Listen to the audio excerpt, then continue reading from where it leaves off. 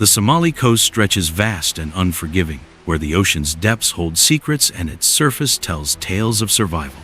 In the late 1990s, Somali fishermen faced a devastating challenge as foreign industrial ships invaded their waters, depleting the fish stocks that had sustained their communities for generations. The once thriving villages began to crumble under the weight of poverty, as empty nets symbolized a future stripped of hope.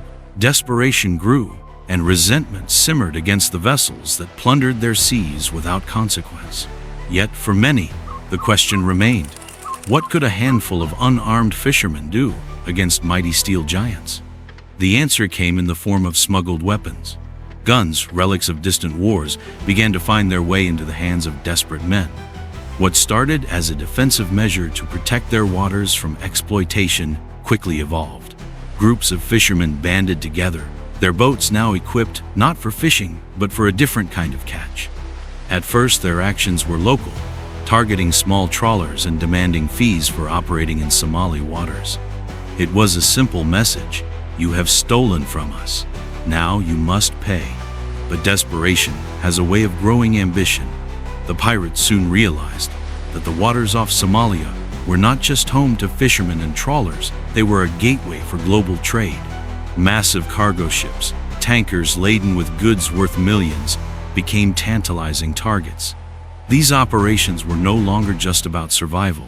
They were a gamble with unimaginable stakes.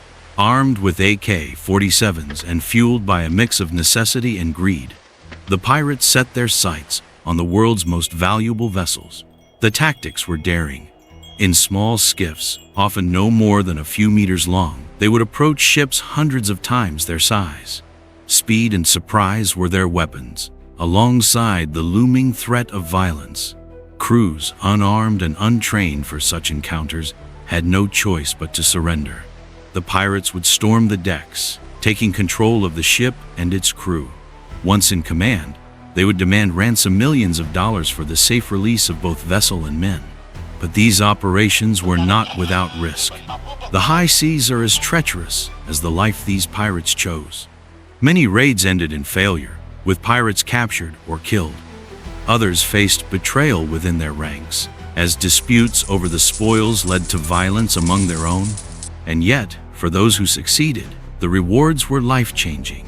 Villages that once struggled to survive saw sudden wealth, with flashy cars and new homes rising amid the poverty. It was a stark contradiction, a life of risk and danger, bringing fleeting moments of prosperity. The world watched in both horror and fascination. News of Somali pirates hijacking multi-million-dollar ships dominated headlines. They were called criminals, terrorists, even heroes by some who saw their actions as a form of rebellion against exploitation. But beneath the headlines lay a more complex truth. Many pirates saw themselves not as villains but as protectors of Somali waters, forced into this life by the greed of foreign powers.